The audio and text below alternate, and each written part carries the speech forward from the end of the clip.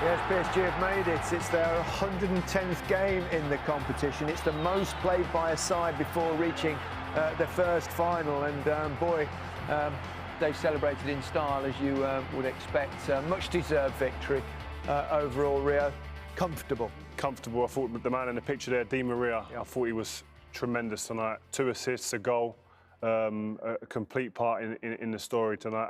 But what was impressive as well was that the other 2 strikers alongside him, the 2 superstars, the way they moved off the ball, they made it difficult, running in behind, looking to hurt you at all times.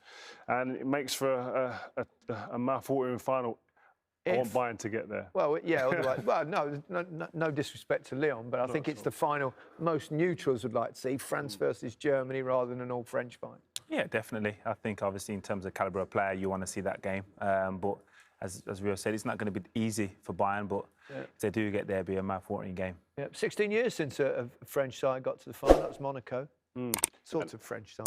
Yeah, they were a much fancied side, a much different side to what we see from the PSGs. This is a superstar-driven team, and I think they're a team that have promised for the last few years in terms of delivering in this tournament and haven't quite got there. And they seem, when you look at the pictures, we spoke about it the other day. There's a difference to the way that they feel about this. You can see that they've grasped onto something, a feeling, an emotion to get. Do you think there was a difference in their work rate? I think we saw them a couple of times, particularly the star players up front, when they played Liverpool. Remember that? Anfield, yeah. Quite critical of the way that they didn't seem to be chasing back, but their work ethic seemed much different. We went to that game, and like today, we were sat there before the game waiting for a performance, waiting to be entertained, and we were left thoroughly disappointed.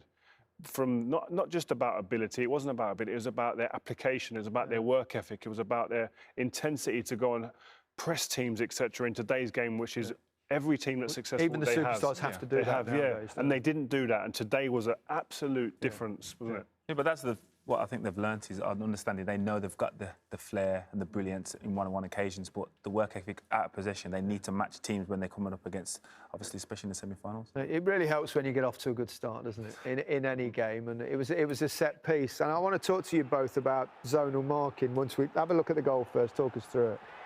Yeah, we can talk about zonal marking, but the quality of the cross, again, can be blocked off Paulson, and Marquinhos just exploits the space. Great ball in there. Exceptional pass.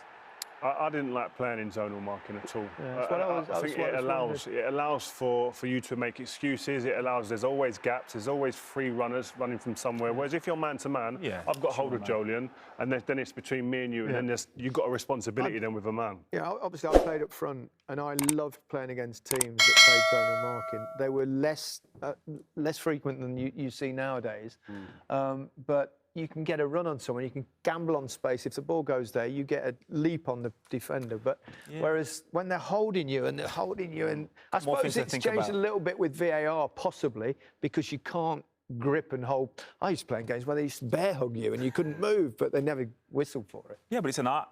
Man-to-man marking from corners and set pieces is an art. It's not just easy, and it's not something you can just do and expect every player to do, because not all players are comfortable doing that. But as a defender, it does give you an excuse if you do zonal marking and they get a run on you. Yeah. We all like excuses. Give a footballer an excuse and he'll use it, that's for sure. The second goal, Di Maria, you picked him out as your man of the match, Rio. But this was not just the finish, but the exquisite touch from Neymar. This isn't about Di Maria, this is about Neymar's awareness, his that ability to just do things off the cuff and execute in split-second decisions, and that's when you're separating good players from the top players, and he'd done that. It was a magnificent touch. At first, I thought he didn't actually mean it. You see the replay, and you think, he did. Wow. Yeah. Great finish from Di Maria. I think 11 goal involvements, which is his best in the Champions League. 9 goal involvements, which is one better than when he won it with Real Madrid. But Di Maria, I mean, since he's signed for PSG, he's had the most assists bar Messi in the top leagues. Oh, wow. So he's somebody who's got great output in terms of delivering chances on a plate for players.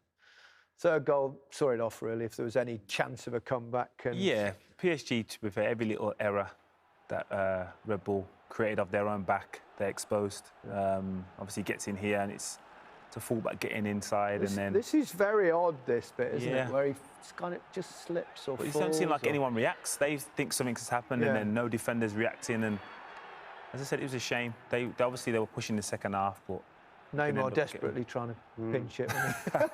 Don't blame him. as all guys. But what PSG done is they knocked the stuffing out of this team. Yeah. This is a Red Bull team that we've all talked about, we've all given huge compliments to, and rightly so over this course of this tournament.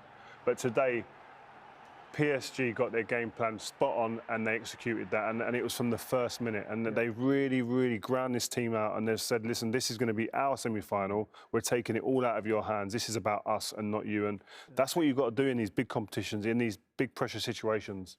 It doesn't look to be a significant weakness in that side that perhaps Bayern or Lyon, whoever plays them, will exploit. Yeah, there's a strong balance in regards to throughout the team. Maybe the keeper, if Navas isn't playing, so maybe that's one weakness. But we touched on it at half-time. The keeper's not going to be the man of the match in this game. Yeah. It's going to be left to one of the top players, and Mbappe, Neymar is going to be one of them that are going to have to step up and mantle. We'll have more analysis. We're going to take a little breather now. But the big news is that PSG have made their first...